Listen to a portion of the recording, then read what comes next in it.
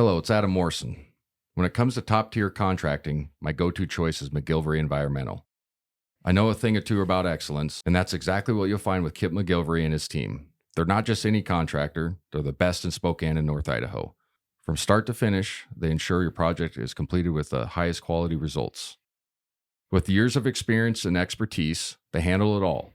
New construction, meticulous repairs, asphalt paving for residential and commercial properties, excavation, and even environmental remediation. So why wait? Reach out to Kip McGillivray Environmental today by calling 208-556-6384 for your free estimate.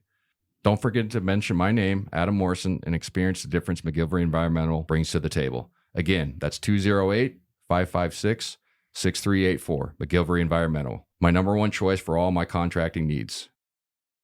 M4 CPA is a family-owned accounting firm passionate about helping businesses and their owners create a secure future for their families. They pride themselves on the quality of their work and put their clients first, ensuring they get the attention and care they deserve.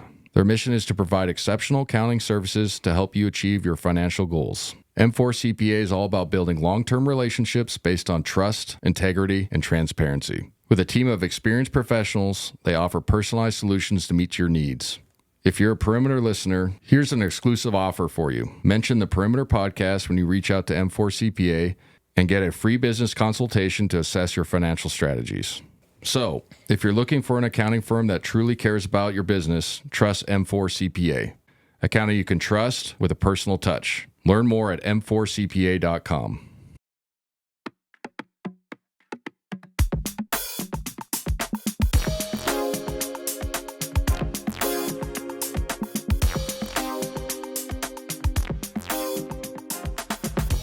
Welcome to the Perimeter, Season 5, Episode 14, presented by McGillivray Environmental, Idaho Central Credit Union, and M4 CPA. Interesting week. It's going to be an interesting episode. Obviously, a big news that came across right before the Washington State game.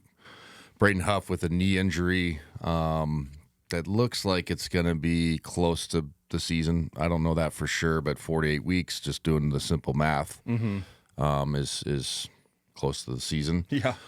So, we'll obviously get into that. And then we had played a game without Graham Ike as well.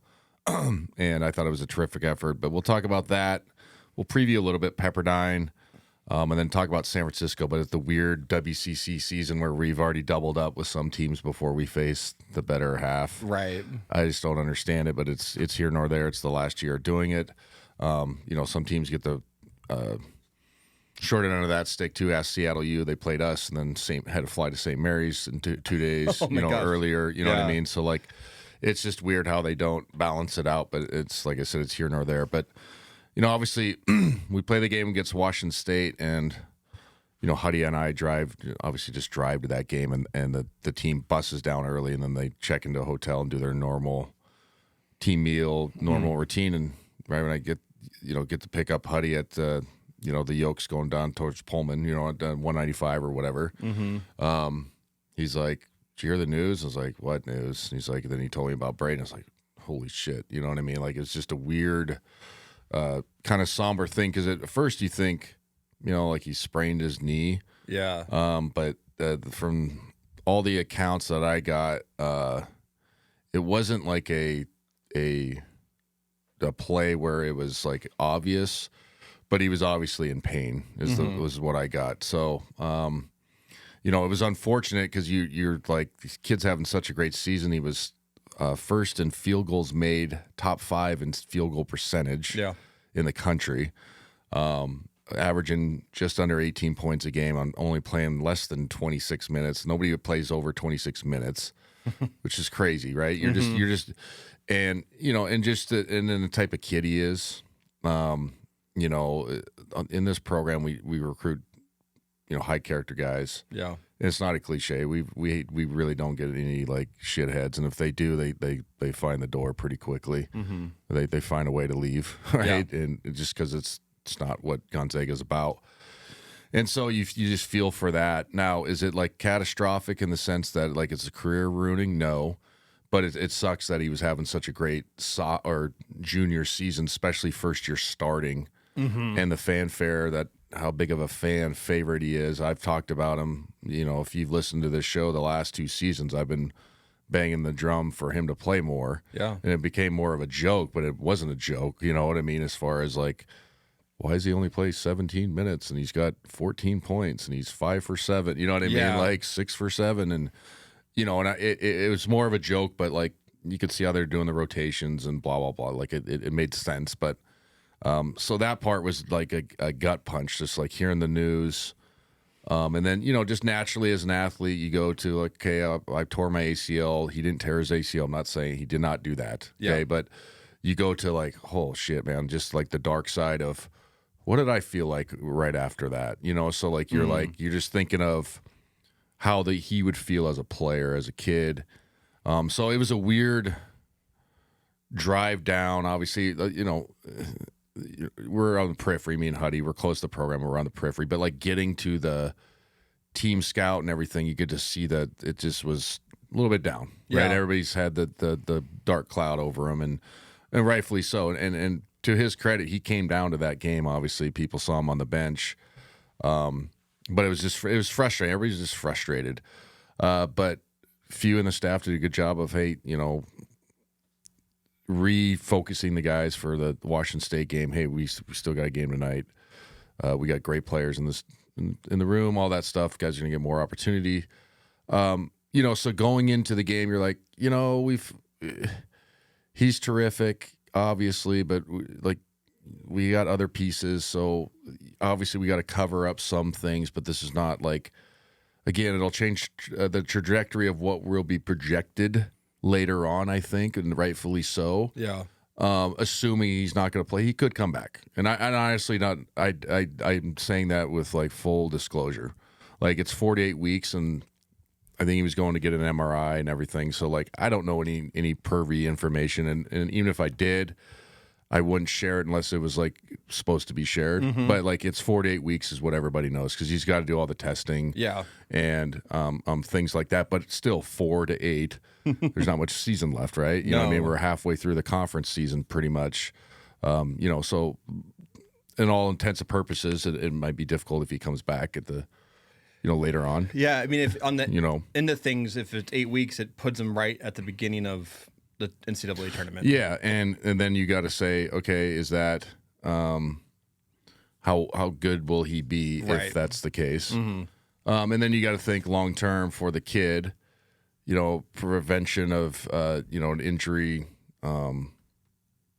like later on for his total career. Yeah, because he's an NBA prospect. I mean, eventually, I would think so too. Yeah. Like 100%. And I've thought that going into this season, just with his skill set and his size is good enough.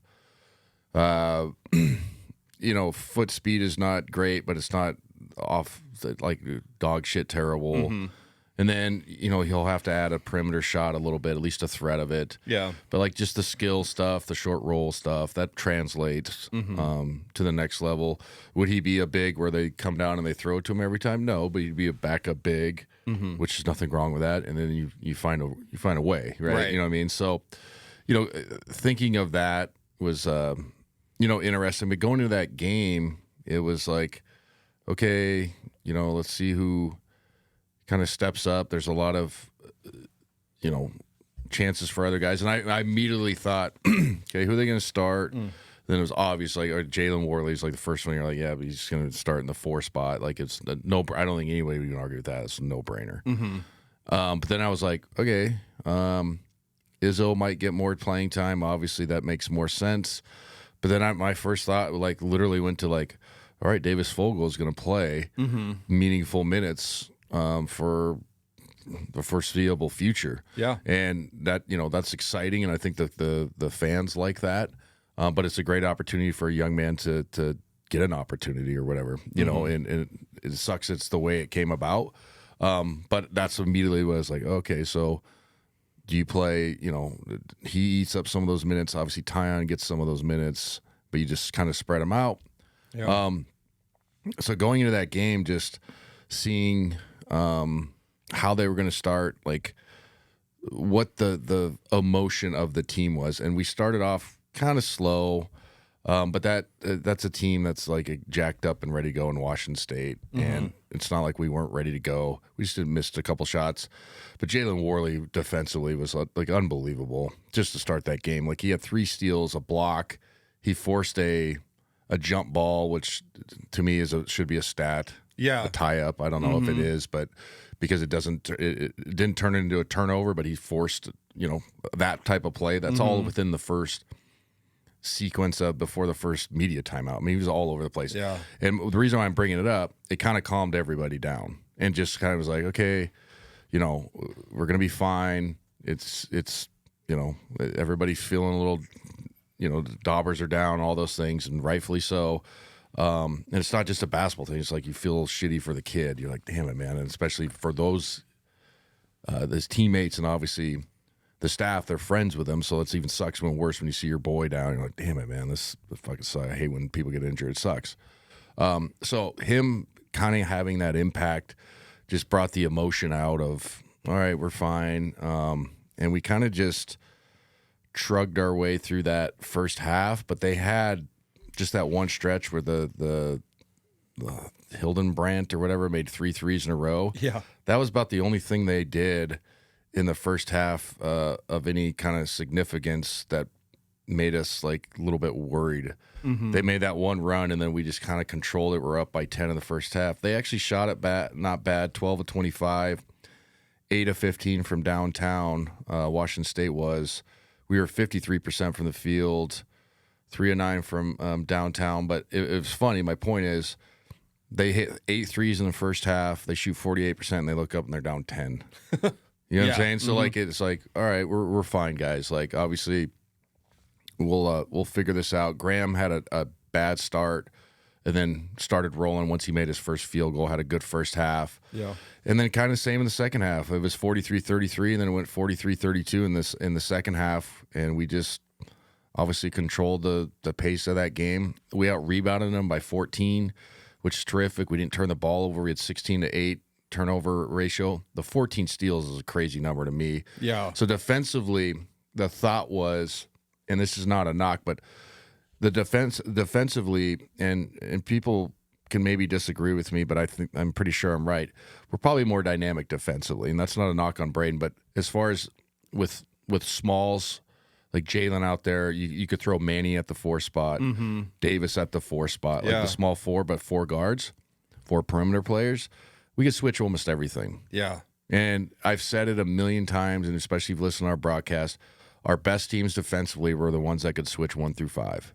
And if you look back to our 17 team, the team that lost to Texas Tech, that was one of our most athletic teams, obviously the 21 team.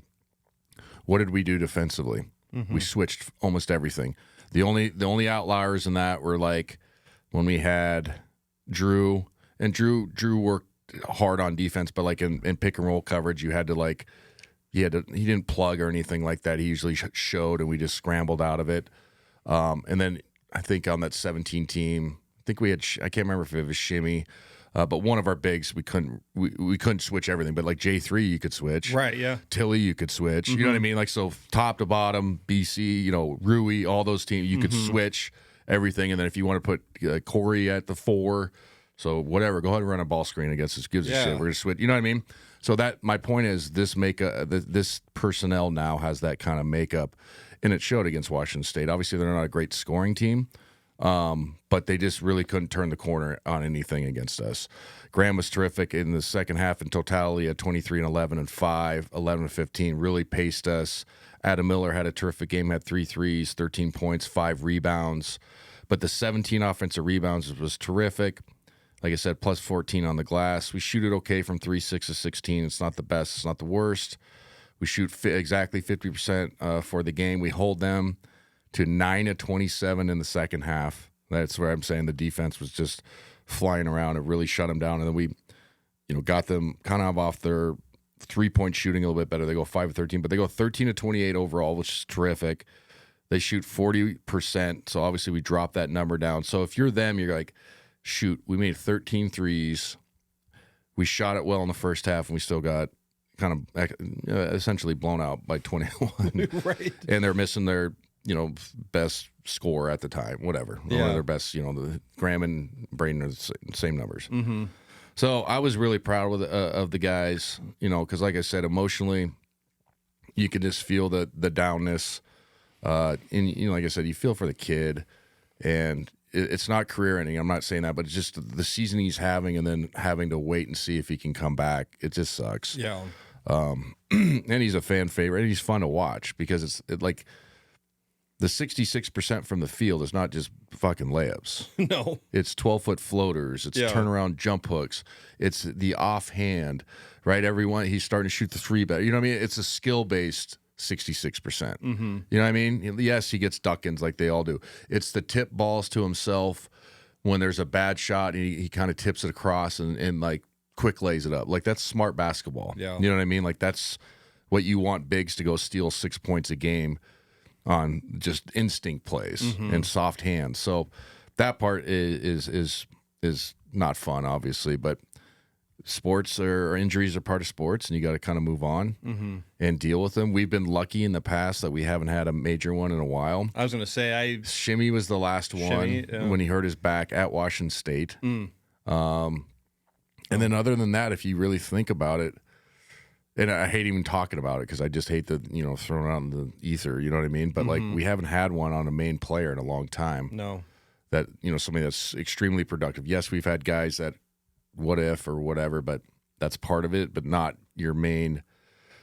one of your main dudes. So we had to adjust a little bit. So, obviously getting that win in Pullman was terrific, but then they had a quick turnaround and go to Seattle U. And so, like I said, this WCC schedule is so whacked. This doesn't make any sense. Anyway, so they get on a flight, go to Seattle the next day. I had to drive back from Pullman to get on a flight. And then so we show up, we're staying at a nice hotel. We do the normal, routine and stuff. And Graham's not playing today. And it's like, oh, you know what I mean? He tweaked his ankle late in that Washington State game, and he battled through it, but he tweaked it. And he missed another game this year. Who was it, like North Florida or something? Yeah, it was a game against a really... A bye game. Yeah, it was a bye game. It was in North Florida or something like that, where because he's had foot issues in his past, so like he's doing the right thing, and the staff is doing the right thing of making sure they don't hurt it further. But it was like, oh crap! And so going into that game was really interesting. Just like going to the scout because it was like, okay, Graham's out. And what I like, one of the things I like the most, there's never a panic feel. So like when it was interesting, it's just like, oh, okay. So then you can just tell guys are like, oh, I'm gonna get more burn tonight. And so and then the feel was like, hey guys, we gotta be really vocal, and we got to pick up the slack maybe for some other guys defensively who haven't played a ton, you know what I mean, or have some weaknesses, and that's what good teams do. You have certain players and certain teammates that you might have to help a little bit more, or you have to talk a little bit more, or you have to, KYP, you only throw it to them on certain spots. Doesn't mean you don't like them, you know what I mean? But if you're a good team and a good teammate, you'll understand what your teammates' weaknesses are, and you'll make adjustments to that, and you'll play to their strengths. So it was like, okay, Izzo's going to get a ton of burn, and he's been good for us in the past, and he's obviously serviceable, but we're going to play probably small tonight in certain areas, and so we're going to be flying around. And I think because they don't have to announce it, but they didn't wait until I think it was an hour before the game, and then obviously when they see Graham in a boot, so they had no idea. They probably were working on their double team package that they were so good at the first one, blah blah blah, and it's like, it was just a weird look because they were like, oh, so how do we prepare for this type of deal? And I was just super impressed with how much we flew around, especially early. Didn't shoot the ball well, but defensively, Seattle U just didn't have any rhythm. Just because, like I said, it was like you could switch 1 through 4 really good. And even Izzo is good enough to shuffle his feet and hard trap or a hard show and shore up everything else. And our guys just had a great look about their intensity and wanting to, kind of pick up the slack. and our bench was like going nuts, dude. It was awesome. It was crazy, yeah, because all the coaches were ears. On the broadcast, wide-eyed, bushy-tail. That's what my high school coach, Glenn Williams, used to always say. You need to be wide-eyed, bushy-tail. You don't want a cat's about ready to fight. You know what I mean? Same thing, like ready to go. And that's exactly what they were doing. So I loved it. I thought it was fun because it was kind of old school Zags where we didn't really have an inside presence. So guys were like taking jumpers that we haven't seen in a long time and making them. Like Mario was taking those. Davis Fogel took a couple that went in, and he had a terrific game. You know what I mean? But it was more old school, and like Coach Few had to like wear it. He couldn't like yell at guys for some of those mistakes. Right. And so it was just fun. Like I was just really impressed with how hard they were playing. And we were up 8 in the first half, shot it terrible, 13 of 32, 3 of 10 from downtown. But we hold them 9 for 26. So my point is, like, the fact that we didn't have a rhythm offensively, and you kind of expected that, right? We haven't played this style in a long time. Yeah. Not in a long time, and I'm talking like seasons. So, like, obviously there's a package for playing small, but if you haven't run it in 3 months, you probably put it in August just to have, and good programs put it on the stuff and have it ready to go. The guys are probably like, oh yeah, it's a little bit different. It's all small ball. There's no ducking on the weak side now. You know what I mean? Like we're spraying it out. We're attacking closeouts. So I was just super impressed with our defensive effort. We controlled the glass. Remember, they went +1 on us. It was the only other team, them in Michigan, where they out-rebounded us. So they went +1 on us in Spokane. Yeah. And obviously, they probably should have beat us when we go to overtime in that game. But we go 44-24, +20 on the glass. We outscore them by 13 in the second. We hold them to 50. They shoot 35%, 5 of 21 from 3. Remember, in the game in Spokane, they made a ton of threes. Yeah. That's what kept them in the game. And we actually climb ourselves back up to 46%, go 15 of 28 in the second half. 6 of 18, that's not great, but it's not terrible. Remember, like I've said before, kind of effective field goal, 3 points, 3 times 6, 18. So you're getting in theory, you're getting a point a shot. It's not the worst, not the best. But we had guys who had great games. Jalen Warley was terrific 2 games in a row. He has 14 and 4 steals. Davis Fogel was terrific. So has 13 and 6 in 25 minutes. Has 3 steals himself. So it was nice to watch him play the extended minutes. Grant Foster pitched in a nice game, 9 and 9. But Mario St. Cyprien probably had the best game. He had 20 off the bench, played 24 minutes, goes 4-6 from downtown, 7 of 10, 4 assists. The only number that I didn't like to see, and it's kind of funny, Huddy made it a good point, is we had 15 turnovers. We forced 18 for them, but 15 is a big number for us. And we had all guards on the floor. That's why it's kind of funny. That is funny. You know what I mean? Like, the time we get all the guards, we're throwing it around the yard. But super impressed. Obviously, Graham's going to be fine. He'll come back. But just how our guys responded. Is this how we want to play the whole season? Probably not.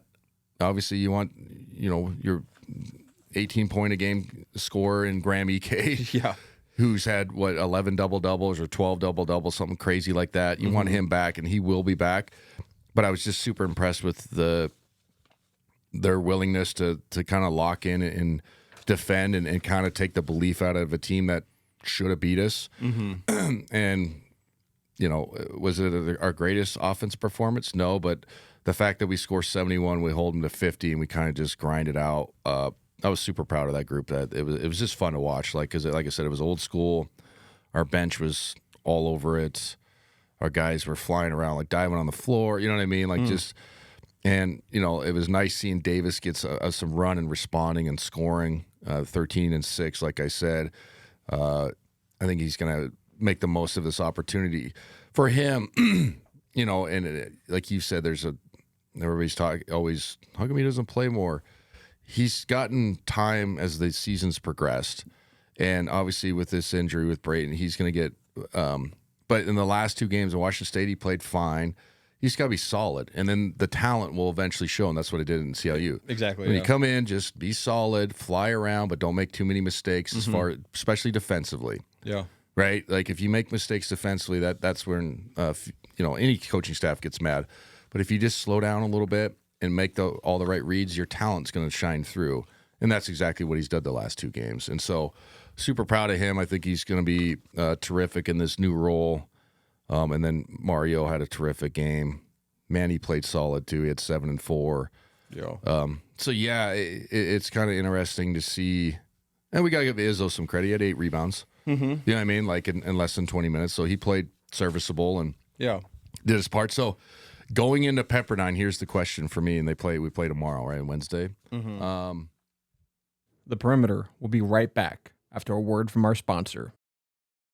It's time for Home Team Rewards. Zag fans, get your Bulldog branded ICCU Premier Rewards Visa credit card, the only card where you can earn rewards for everyday purchases while giving back to Gonzaga University. Choose from a Visa Rewards card with a lower rate or a Premier Rewards card with maximum rewards. With no annual fees, card control, and next-level security, you can spend smart from tap to app. Zags, rejoice!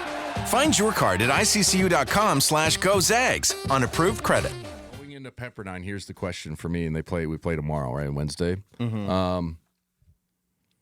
Do we sit Graham out again? Because Pepperdine's not very good and play the same way. I think you do.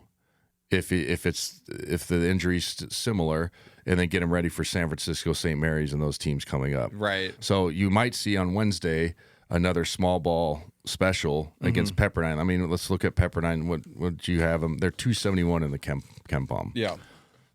So we've already seen them this year, and they're not very good. And I mean that.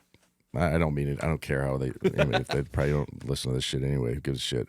But they're not very good. I mean, they were way better last year. They had Mo Odom and just their guys flying around. The first time we played them, they looked. They didn't play very hard. Right. And I hate saying that, but that's like the worst thing somebody could say about you as a player. You don't play very hard. It's like, ugh. And that's so. My point is, do we give Graham another 2 days or whatever it's going to be or whatever, which I think is valuable because he's going to have to play a ton of minutes. Now, the real question is how many minutes can we steal with him when he's back? Because I think in the Washington State game he played 36. He did, yeah.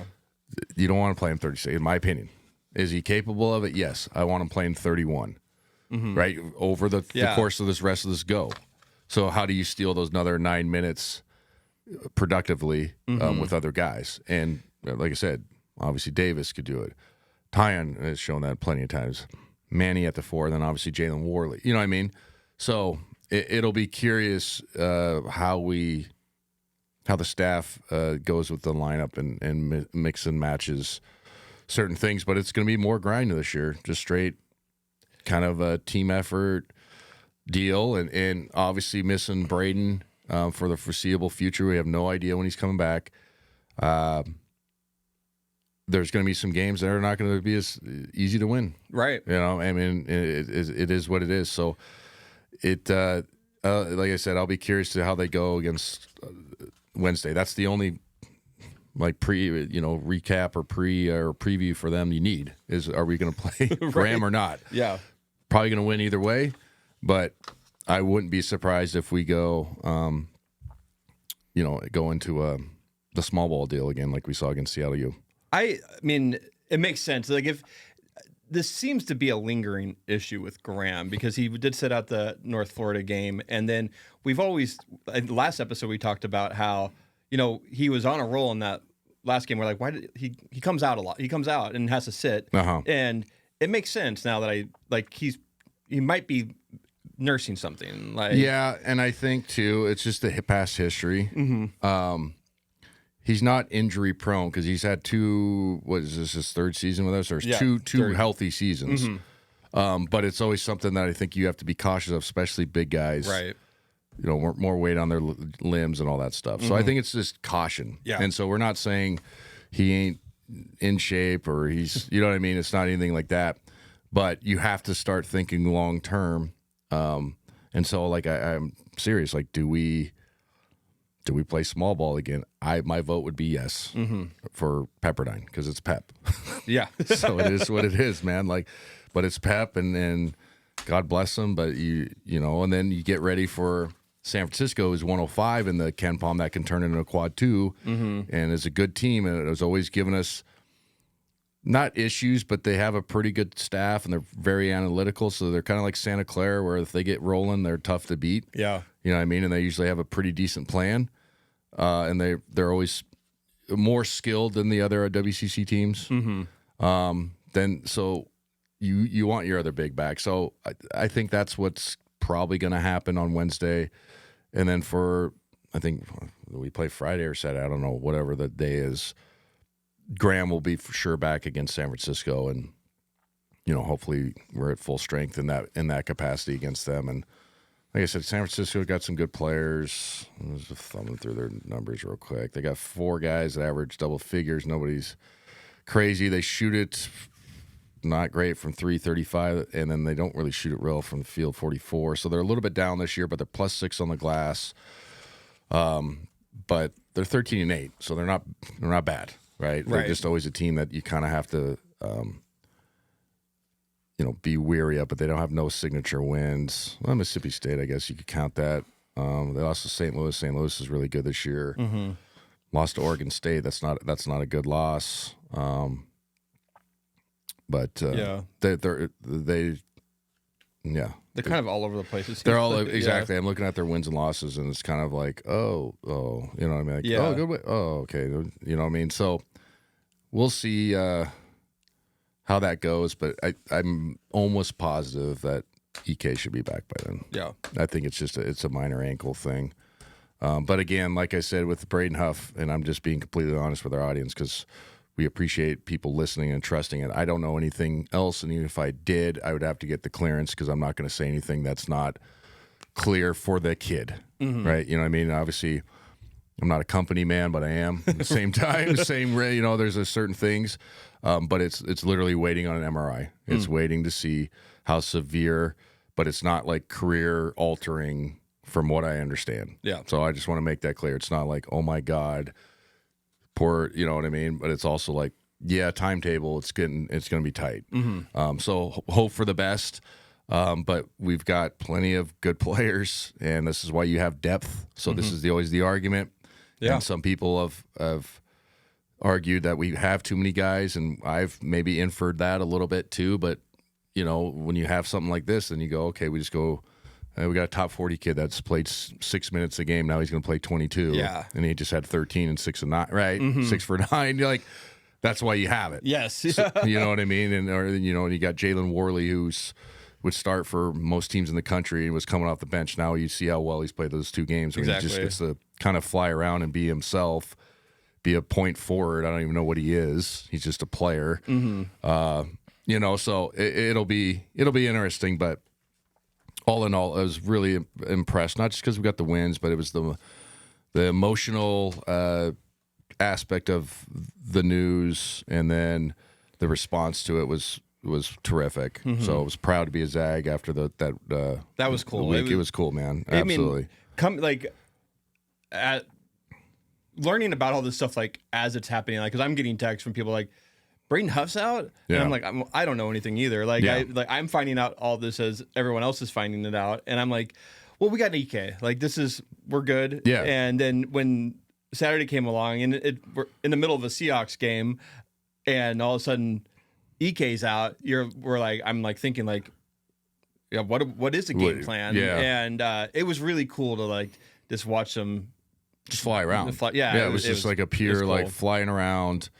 Kind of old school Zags, just guys shooting jumpers, kind of playing crazy. So that aspect was good. Real quick about the San Francisco game. So I'm probably putting too much stock on this game, but this is the last time we're probably playing San Francisco in the Kennel, and we've talked about this a couple times on the show. This is the last time they have an opportunity to win in the Kennel since the 80s. The 80s. Yeah, since in 1988, right? And I think I was looking for it. It's 88. It's 88, okay. Yep. And I was like, we're going to get the best effort from them this Saturday. Yes, so that's why I think going back to what I was saying is we need to save Graham for Wednesday against Pepperdine and make sure he's ready to go. Yeah. But yeah, they were going to get their best effort. But that's one of there's a bunch of crazy stats with Gonzaga because, we've dominated this league for 25 years or whatever it's been. And one of the crazier stats, not just because of that, but it was previous, is how the F hasn't a team won in Spokane since like 1988. It's crazy. Like, we were good, but we weren't that good. Right. You know what I mean? Like, where it was like auto wins. I remember we blew them out my freshman year in the Kennel, and Jordan Matthews' dad was the head coach at San Francisco, and we went on like something stupid, like 25-0 run in the first half. He literally took his chair and moved it by the scores table and just sat there with his arms crossed like this as we were like blowing him out. Didn't call timeout because he was so pissed off with his team's effort.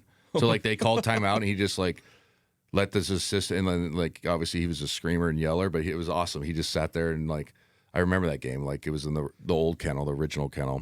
But anyway, that's one of those crazy stats that you're like, how have you not dumbed into a win since 1988 in Spokane? What is it about Spokane in general for this program? But they did it. Also, one of the last, I wouldn't say last times they gave us a really good shot at the Kennel was actually your last game at the Kennel. It was the senior night. And we beat them 75-72, and you scored 34 points. Yep. But the reason I bring it up is I was watching the Mark Few show, and they were showing a package of like highlights from past games. They were talking about the history of us versus San Francisco, and then I was like, I remember watching this game and how like close it was and how like on the edge of their seat I was, and but it was just. It isn't a rivalry, but it is like there's some hatreds there. Yeah. For them. We've had some good games against them. The year before, my sophomore year, I had a game winner. And then so we ran basically the same set that talking about that my junior season game, and a guy slid over, so I threw it to Pierre. What was his name? PMAC. Pierre Marie Altidore Cespedes. Yes. And he hit a 3, and I don't think he made a 3 all season. That's not a knock, but he was like shocked that he shot it and made it. And we win. It was like senior night. Like, dude, we can't lose on senior night. And then it was cool. It was the JP Batista where they brought his brother. He hadn't seen his brother in 3 or 4 years or something like that. Oh, wow. So it was a cool moment. It's one of the all-time moments in the Kennel. So he's doing his senior night speech, and they bring his brother behind him, and then he just starts crying. It was cool. It was like one of those cool deals, but it was cool because we won late. They had some good teams back then. They always gave us trouble. We lost to them my sophomore year. Yeah, my sophomore year at San Francisco. I got benched after that game. I didn't start the next game. That was a interesting deal. I've told that story before. Yeah, I wasn't very happy. It worked though.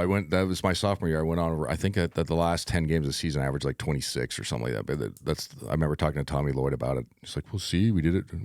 We had to piss you off." I was like, "You guys are assholes, man. One bad game and we lose, and I'm the guy that has to sit." Anyway, so yeah, San Francisco is always a good team. But yeah, it should be a good week. Hopefully, we're ready to go. Well, getting to like our McGillivray's Foundation Player of the Week. The question I want to ask is, who was the player that glued his team together with Huff and EK being out against Seattle? It was Warley. Just his defensive effort and his flying around. He had 4 steals in each game. I think I said 4 and 3. He was terrific. I mean, just his presence on the glass. And then he's such a matchup problem, especially in this league. What do you put on him? You put a big? No, he can't. You put a guard? He's good enough to kind of body guys. And then you just see his court vision in transition. You have to keep reminding yourself, it's like he's a guard. So like we're playing him as like a hybrid. And I was trying to think of a comp. One of the assistants asked me after the game, it's like, what's Jalen's comp? And I was trying to think of an NBA one. And the only one I could come up with, but he was obviously a better shooter, but I was trying to really rack my mind because I don't think that his position exists anymore as far as like not taking perimeter jump shots as a perimeter player. But like Sean Marion, where he was like, a hybrid 4, is he a 3? But Sean Marion could make that corner 3, like he could shoot. It just looked weird, but if you look at his percentages, they were good. Yeah. But like just like kind of he does everything good. You know what I mean? He slashes. He gets rebounds. You could trust him in the open floor. He can make plays. Like and that's the best one I could come up with at the the top. Maybe you should have people in the comment section like a Jalen Warley comp. Like somebody just think of a Jalen Warley comp of a professional player, somebody else that kind of does everything, but they're like perimeter shooting is not the main thing. Right. Mm-hmm. But like, so yeah, I just think those two games, especially the Washington State game, him being able to settle us down defensively, get those steals in the first, it just calmed everybody down because we didn't look very good the first 4 possessions down. Right. Offensively, we were just stagnant, and that's going to happen in any game. But then you compound what the news was before. Mm-hmm. So I think he was just terrific, and then he did the same thing against Seattle. You had some terrific defensive plays, so he's going to be instrumental on how well we perform from here on out. Mm-hmm. Right? The thing with him is, can he stay out of foul trouble? Because he is better, when he's flying around and obviously on the floor. And same with Graham. Like foul trouble, which we never really had to worry about this season, is going to be more of a thing to watch. Mm-hmm. And I think Graham understands that, and so does Jalen. But there's times when if you're watching the game and you see one of our guys with 1, and they kind of just let a guy go by him, what is he not trying? It's like sometimes you just, if you're out of position, you don't even put your hand. You give up a 2. You know what I mean? Because you just got to be on the floor. Now, with the depth that we had before, you challenge everything. That's the point of having depth. So, anyway, Jalen Warley, definitely the McGillivray, players of the game for sure, no question. So going to our M4 CPA set of the week, we're at 18 wins. We're on the verge of having our 29th straight season with 20 wins. That's insane. And I dug this up. I believe we were playing. I forget who we were playing. It came up when we were playing Oregon, because Oregon's had a run of 20 win seasons, and then I was like, I had to go look into the history of it, because I'm just like, it's been forever. 28 seasons is a long time to have 20 wins. And then I was like, well, when's the last time we've gone under 25 wins? Yeah. The last time we've gone under 25 wins was 2007. Yeah. And we had 23 wins that year. Yeah, it's insane. I mean, and I've used that stat. Maybe it's the wrong thing to do when people ask me, like, I've made it clear, like, if you ask me in August how the Zags are going to be, because I don't really know, right? Nor do I care. You know what I mean? Like, your guess will be as good as mine, because you're going to be reading the same thing I'm reading. But I've literally said, well, 27 years, we won 20 plus games, so I think we'll be all right. Yeah. No. I mean, I don't know what else to say. Like, yeah, we'll be fine. Yeah. Because again, sometimes I don't know, but people don't realize how difficult that is, just in totality. And then the 25 would be what, probably 27 or 26 of those years. You know what I mean? If you're thinking all the way back to that first streak that you mentioned. Yeah. So that's crazy as well, because then you're getting into the 25. Usually then you have single-digit losses. Yeah.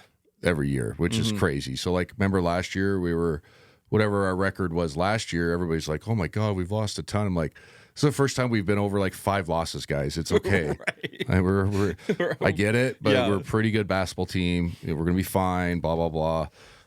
So, yeah, that's a great stat, because, again, we appreciate people listening to the show. We love the fans, but sometimes we got to remind us how great it is. Yeah. And it doesn't last. Those things don't last forever. Hopefully it lasts as long as we're doing this deal. But at the same time, like, there's some programs that have a streak like that of 5 years, and they're like, oh my God. And then they have one down year, and they're just like, oh yeah, it happens. Yeah. You know what I'm saying? It does, yeah. We haven't had that. So great stat of the week. Yeah, I've been holding on to this one, because I was like, I'm not going to bring this up when we're at 12 wins. No, yeah, good call. I would have been like, all right, we're editing that one out. Ask me a new one. I would have been like, yeah, let's get the edit button out real quick. The next question, I'm not sure who asked this, but it came up on my, like, as an alert on my phone from one of our places I forgot to write down who wrote it, but I was like, this is a fun question because we talk a lot about NCAA basketball rules and our Ask Adam Idaho Central Credit Union question of the week is, what is one NCAA basketball? The Perimeter will be right back after a word from our sponsor. It's time for Home Team Rewards. Zag fans, get your Bulldog branded ICCU Premier Rewards Visa credit card, the only card where you can earn rewards for everyday purchases while giving back to Gonzaga University. Choose from a Visa Rewards card with a lower rate or a Premier Rewards card with maximum rewards. With no annual fees, card control, and next level security, you can spend smart from tap to app. Zags, rejoice! Find your card at iccu.com/GoZags on approved credit. Idaho Central Credit Union question of the week is, what is one NCAA basketball rule you'd like to see changed? It's two. Well, there's actually three that I think would work. I think we should go to quarters. We're the only basketball in the world, like on the planet, that plays halves. There's no other girls, boys, high school, pro. Why is it high school or college girls goes to quarters now? Like, why are we in halves? So I think if you went to quarters, you had one media timeout, 4 10-minute quarters at the under the 5, it would just simplify it. Because how many times do we see a coach's timeout and then another play and then another timeout? How annoying does that get to watch that? Yeah, it does. It just breaks the flow. And then sometimes, like, especially tournament games or like even conference tournament games, they extend those breaks another 30 seconds because it's more ad time. Sometimes you're in a timeout for 3 effing minutes. God, yeah. And then you just had a break. Like it's like, come on, man. Yeah. So I think quarters, going into the fourth quarter is a real thing. Like it adds drama to it. Does, yeah. You know what I'm saying? So I think quarters, it just makes completely sense. I don't know why college basketball is the only sport that does it, but it is. And I guess if you want to be unique, but it doesn't make sense to me, just go 4 quarters. The women's game changed, went to it, and it's been better for the women's game. And then, like I said, every other basketball, if you think about it, you just sit back and think, like, yeah, they all play quarters. They do, yeah. It's way better. The second one I would change, and it's from the women's game, but it's a pro NBA thing as well. I think you should be able to advance the ball once on a timeout to half court. It adds drama to it as well. So, like, you're down 2, you get a rebound, you can call timeout and advance it to the half court. It's an NBA rule, and then they add it to the girls' game. I think it's just and you only get one. You get a pick. I think it's just a terrific, and then you can pick what side too, which is great. I just think it's a cool rule. Yeah. Like, and it adds drama to the game instead of, like, how many times have we seen a good game and they call timeout and there's only 1 second left and they got to throw it the length of the floor. Now, obviously, it's possible, and we've seen the Christian Leitners and all those things. Yeah. But how cool would it be? All right, now you get it at half court, and then you can run a real play. You know what I'm saying? For sure. It just adds more drama. So that's one rule, and they had that in when I coached the Under Armour circuit for the girls. They added that. Oh, nice. And it was terrific because you always had to remind yourself. But we had a couple situations where we were getting pressed. Oh, we're going to advance it, and then, you know, you have the whole floor to you. You know what I mean? It's just a nice little coaching thing. Oh, we're up 6. We don't have to throw it in at 90 feet. Now we got the whole floor because you can throw it in the back court. You know what I'm saying? Like, all right, we have 2 over here, 2 over here. Now you have to play us 2-on-2 in the half court. Good luck. One of our girls is going to get open, get the ball foul, game's over. Yeah. You know what I'm saying? So, like, it just adds a little bit more, you know, strategy to the game. I think it's a simple rule. And then the last one, I think if we went to quarters, I think 6 fouls would make more sense. I think I've said that for years. I think 5 is just too slender, and I know it's not the pro game, but people want to see the best players on the floor. Yeah. I hate when somebody gets too early, especially in the NCAA tournament game, and you kind of have to go, okay, we got to take them out. Like, it's just I've complained about it for as long as I've been on radio. Yeah. I just think it just affects the game too much. And there's so much variation in officiating in college basketball from region to region. That's the other reason to have it. So then if there is that variation, you're not getting screwed over as much. And people don't like hearing that, but the game's reffed sometimes differently on the West Coast than it is in the Big Ten, right? Yeah. And whatever. So, like, they'll tell you it's not. It is. So if you had those 3 rules, I think would be terrific. But the quarters thing, I think, makes most sense. I just don't understand why, because again, like when you look at the last 10 minutes, obviously there's only 10 minutes left in the game. Do you feel different? You feel different when it's like going into the fourth quarter. Yeah, for sure. It just feels different. It's very, you know what I'm saying? Yeah. And then the games, the quarters become little mini games themselves. Mm-hmm. You know what I mean? And I've talked about it if you listen to our broadcast. All right, we got to win the next 5 possessions. We got to win the second quarter. Yeah. All right, let's go win the second quarter. Okay, whatever. It's just, it'd be so much better. I'm surprised they haven't done it. Like in the, the Thanksgiving tournaments, because sometimes like the preseason NIT used to always change the rules. Oh, okay. They do one year they did the wider lane. I think one year they did the extended 3-point line, whatever. Like they always change the rules a little bit just to experiment, and I think the NCAA does it to see. I'm surprised like Maui, or not Maui, but one of those kind of lower end tournaments. I don't mean that disrespectfully, but to get some more eyeballs. Right. Hey, let's play quarters this tournament. Totally. And all the coaches be like, yeah, it's still a 40-minute game. Yeah, it's like NFL preseason. They always like implement some test rules. Yeah, 100%. Yeah. 100%. That's what I mean. Like, why not? And test it out. But yeah, great question. I think there's a lot that can be fixed with NCAA basketball, and I think quarters would be fantastic. I agree. Yeah, I it just totally makes agree. sense. It is, yeah.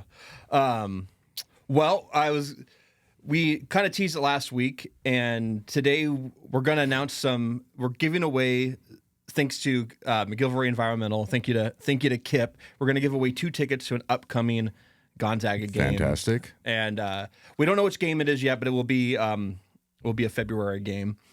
But this year we're asking, all you got to do to enter is leave a review of the Perimeter podcast on Apple Podcasts or Spotify.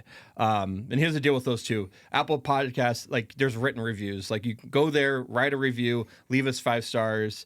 That's going to count as an entry. On Spotify, there's only a star rating system available. And you have to listen to an episode. So if you listen to it there, go there, click on the 5-star, take a screenshot on your phone, and then DM it to us. Okay, perfect. And also leave a comment. Leave a comment on the show, on an episode that you listen to, and that's another way we'll be able to find that you've reviewed the show.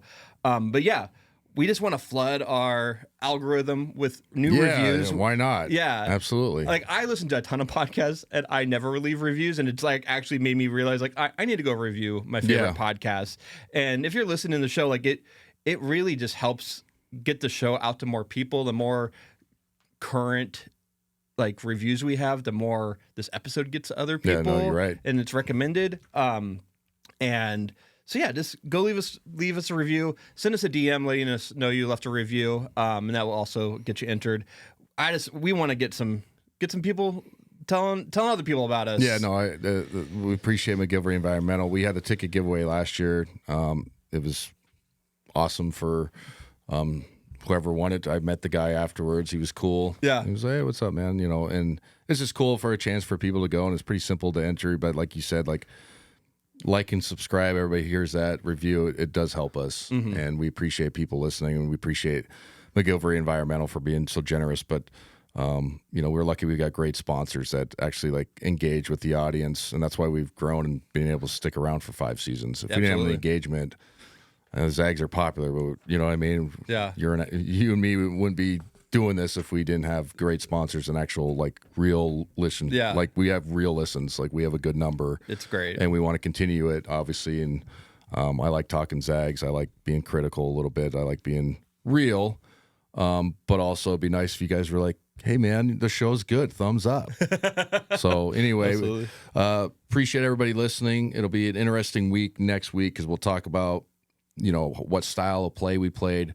We've had some time to decompress from the Huff injury, so we'll have some interesting take on how the teams looked. So yeah, thank you for our sponsors, McGillivray Environmental, Idaho Central Credit Union, M4 CPA. See you next week.